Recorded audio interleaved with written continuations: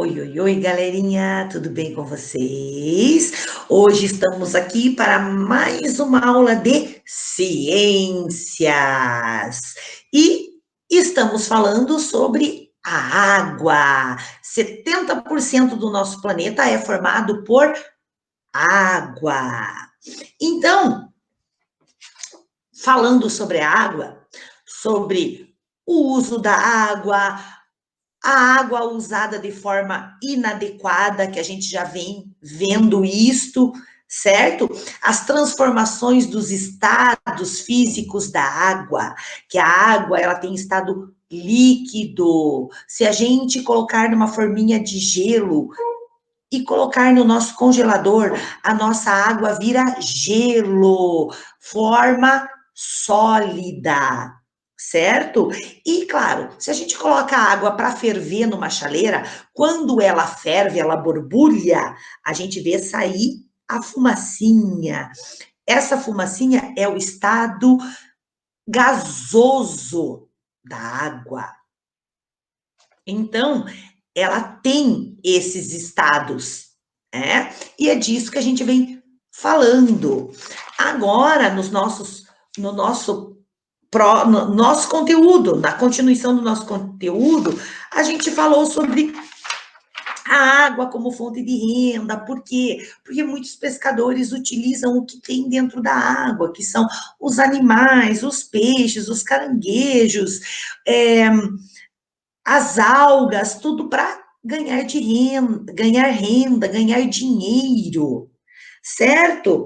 A gente sabe que as indústrias também utilizam água, a nossa agricultura utiliza água, a pecuária, os animais, tudo utilizam a água, certo?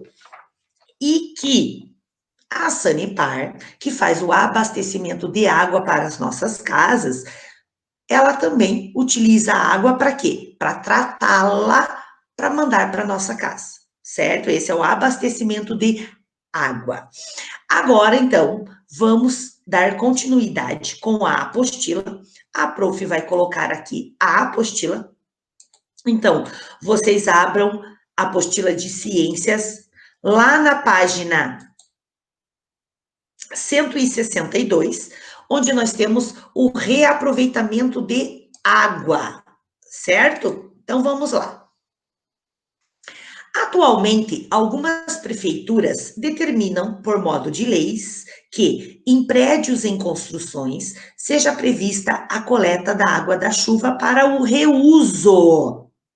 Em muitas cidades ainda não há essa obrigação, mas a recomendação de que a captação da água da chuva seja feita. Então, claro, eles estão construindo os prédios, e aí eles vão usar água tratada para fazer as construções. Então, algumas prefeituras pediram para que eles utilizem, olha aqui, ó, alguns baldes bem grandes para receber a água da chuva. Então, chove e aqueles baldes enchem. E eles fazem as construções utilizando a água da chuva. É uma forma de reaproveitar. Após a coleta, a água da chuva pode ser armazenada e usada depois. Como não é considerada potável, não pode ser consumida. Mas ela pode ser utilizada para limpar calçadas e carros, bem como para regar o jardim e para dar descargas em vasos sanitários, certo? Então, a água da chuva, falam que ela não pode ser bebida, mas pode ser utilizada para outro fim. O desperdício de água pode levar à falta desse recurso. Em algumas regiões, a falta de água disponível faz com que as pessoas andem quilômetros para conseguir alguns barris de água. Sim, gente, em alguns lugares, né, eles desperdiçam tanta água que aí falta água. E aí eles têm que andar muitos quilômetros para conseguir encher os barris d'água. Então, vamos lá. Aqui, claro, está dizendo de um texto, né, que é para a gente responder as perguntas do caderno. Então, isso aqui vai ficar de lição de casa. Vocês vão ter que explicar o que é desalinização. que isso significa? Certo? E a pergunta 2, por que o processo de dessalinização da água do mar é necessário em regiões como o Ceará? Então, vocês vão ler a reportagem e vão pesquisar o que é. Vão fazer isso no caderno. Então, a página 162, nós já começamos com uma liçãozinha de casa. Então, vocês vão copiar as perguntas no caderno e responder, certo? Continuando. Equilíbrio nos ecossistemas. A água é um recurso natural indispensável à vida e é fundamental que esteja disponível aos seres vivos. O ciclo da água contribui para a manutenção do equilíbrio ambiental, pois ele renova a água necessária no ambiente, nos seres vivos. Sim, gente. E os animais, as árvores, como é que elas sobrevivem? Certo? Com a água da chuva. Elas não têm ninguém que leve água para elas. Então, a chuva vem, molha a terra e as raízes delas, como estão embaixo da terra, puxa a água para o resto dela. E os animais também, eles bebem de um rio, eles bebem de um lago, certo? Então, a água ela é fundamental para esse equilíbrio, para poder ter vida. Grande parte da água existente no solo é proveniente da infiltração da água da chuva. E para que as florestas cresçam e se desenvolvam, as raízes das plantas precisam absorver essa água. Uma parte da água absorvida pela planta é utilizada no metabolismo dela. Quer dizer, vai fazer ela crescer forte, bonita, dar frutos, por isso o metabolismo. E a outra é evaporada, participando assim do ciclo da água, que é a evapotranspiração. Sim, gente, a gente sabe que árvores respiram. Então, uma parte elas absorvem para elas, a outra elas evaporam em forma de vapor, certo? Aqui está a imagem da floresta amazônica, né? Que, por exemplo, é uma floresta com muita umidade, ela é muito úmida, o que ajuda a manter equilibrado o ciclo da água, e que, por sua vez, mantém a umidade nas florestas, certo? Então, a umidade para a floresta amazônica é excelente. Os seres humanos interferem no ciclo da água quando eles desmatam áreas de floresta para abrir espaços para a agricultura, para a pecuária e para o extrativismo vegetal intensivos, ou ainda quando fazem queimadas. Outro fator que interfere no ciclo da água é a impermeabilização do solo, ou seja, quando grandes áreas são asfaltadas, como as nossas ruas, por exemplo, né? Isso impede que a água da chuva entre no solo e pode gerar enchentes e alagamento, como acontece nas grandes cidades. Certo? Por quê? Porque não tem para onde a água da chuva ir. É asfalto, a água da chuva não entra no asfalto. Certo? E aí é onde acontecem muitos alagamentos. Quando a cobertura vegetal é retirada, tem-se menos umidade. Isso pode resultar em secas nas regiões que tinham o regime de chuva regulado. Além disso, parte do gás carbônico liberado na atmosfera deixa de ser absorvida, acumulando-se e intensificando ainda mais o efeito estufa por causa do aquecimento global. Então, olha o que acontece, gente. O efeito estufa, o aquecimento global, é causado por quê? Pela retirada de árvores, certo? Aí fica assim, menos úmido. E aí, o que que acontece? As regiões ficam secas. A terra fica seca, certo? Além das florestas, a água dos oceanos também influenciam no equilíbrio ambiental. Os oceanos agem na regulação da temperatura terrestre, mantendo os ecossistemas em equilíbrio, pois eles absorvem e retêm mais calor liberado pelo sol do que a atmosfera. Então, imagine, o mar, o oceano, ele funciona como um espelho, ele capta todo aquele calor. Agora, imagine, e se não chove? O que acontece com a água do oceano? Vai diminuindo, certo? E aí vai causando o aquecimento global e os ecossistemas perdem o equilíbrio. Começa a morrer animais, começam a morrer plantas. certo? Por isso. Vamos lá para a próxima página. A importância da mata ciliar. Olha só, agora vocês vão saber o que é mata ciliar. Os rios também têm a sua importância na manutenção dos ecossistemas em equilíbrio. Muitos rios escoam água para o oceano, sim, eles levam as águas deles lá para o oceano. Em várias regiões do mundo, inclusive no Brasil, há registro de rios que secam em alguns pontos aonde eles estão. Isso acontece, por exemplo, devido à retirada da mata ciliar.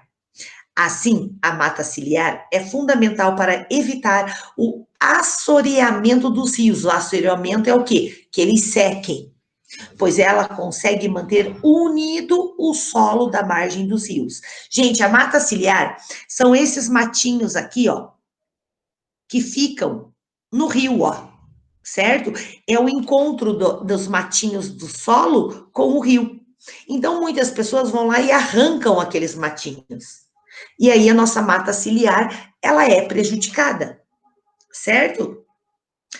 O assoreamento, que é o quê? Quando o rio seca de um rio, acontece quando partículas de solo e de rochas se acumulam no fundo dele, diminuindo a sua profundidade. Sim, a mata ciliar não deixa cair rochas, não deixa cair pedra dentro do rio, certo? E cada vez que vão tirando as matas ciliares, mais pedras, mais terra vai caindo e o rio vai secando, certo?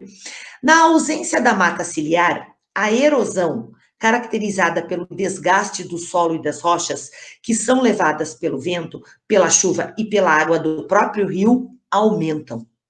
Além disso, a mata ciliar protege os rios da poluição e da contaminação por agrotóxicos, que são os pesticidas, os venenos, ou os defensivos agrícolas, que podem chegar até as margens dos rios carregados pela chuva, certo?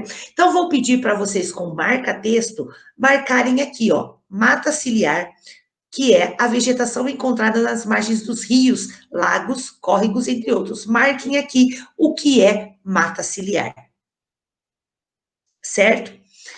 O desgaste causado pelo processo de erosão pode ocorrer principalmente pela ação da água, do vento ou ainda do calor do sol. Olha lá, gente, um solo com erosão, ó. Ó, esse solo aqui, ó, não dá mais para aproveitar, certo? Ele foi perdido. Olha como é que fica. Fica assim, a água vai secando até secar inteira. Esse desgaste tem como consequência a liberação de sedimentos que acabam acumulados em locais mais baixos do que os locais de origem. Sem vegetação, o solo fica desprotegido e vira erosão, o que no caso dos rios pode ocasionar que ele seque, certo? Ó, então não tem mata aqui, gente. Quando o solo fica com erosão, não tem mais vegetação, ele perde a vegetação. Além do secamento dos rios, a qualidade da água de rios e mares, por exemplo, é muito ameaçada pela poluição que é lançada sobre eles. A poluição da água acaba matando muitos seres que vivem nesses locais. E dessa forma, a biodiversidade e a atividade pesqueira são prejudicadas. Então, olha só.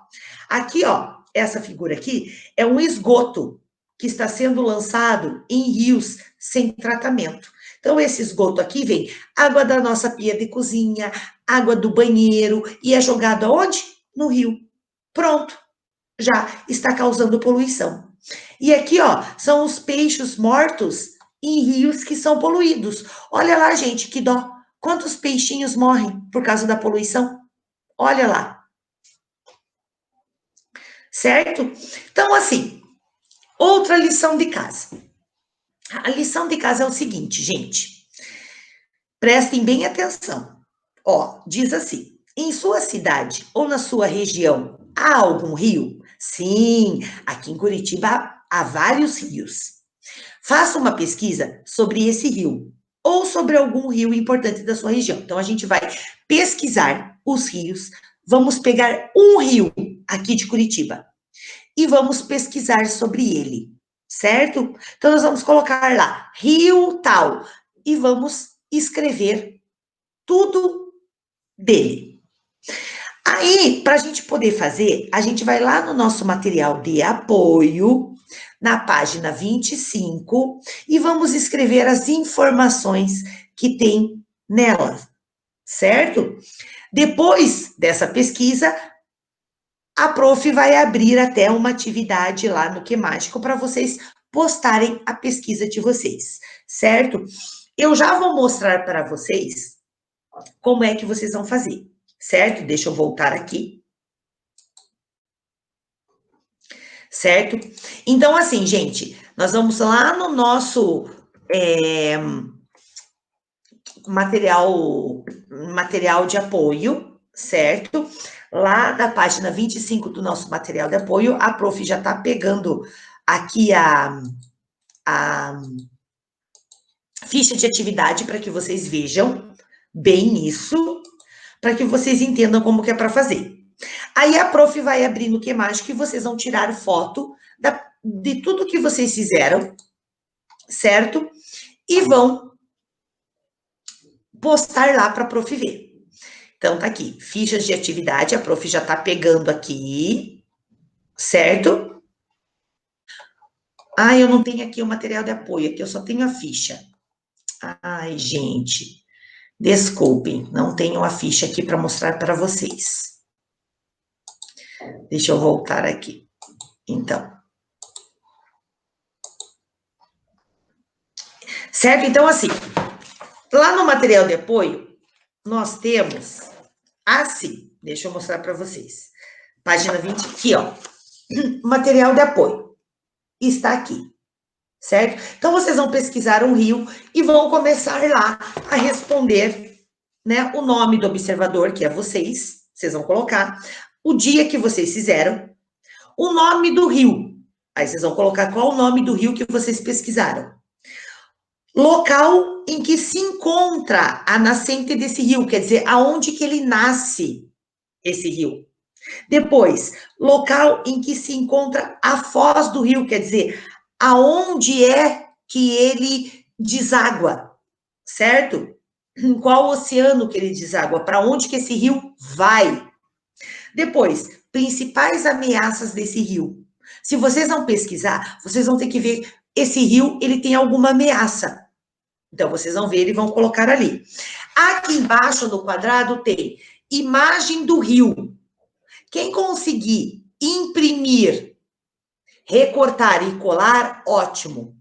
Quem não conseguiu, pode desenhar, certo? E aí, vai postar no Quemático, certo? Então, nós temos duas atividades de ciências, que a prof vai postar lá no Quemático para vocês, certo? Então, era isso que a prof queria explicar. Nós também estamos quase acabando a apostila de ciências, tá? Por enquanto, a prof está dando retomada ainda de português, de cidadania. Por quê? Porque a nossa apostila já acabou, de português e de cidadania. De geografia está quase, a de história está quase, a de ciências está quase, e a de matemática também. Então, por enquanto, a prof está dando uma retomada e continua no assunto, até acabar, porque logo nós já iniciamos com a apostila 3. Então, quem ainda não foi buscar a apostila 3, vá, pode ir ainda. Lembrem de levar a apostila 1, certo? E deixar lá na escola. E assim, logo nós já começamos com a apostila 3, certo? Então é isso, gente. Então, nós ficamos por aqui. Até o nosso próximo vídeo e ó, beijos para todos.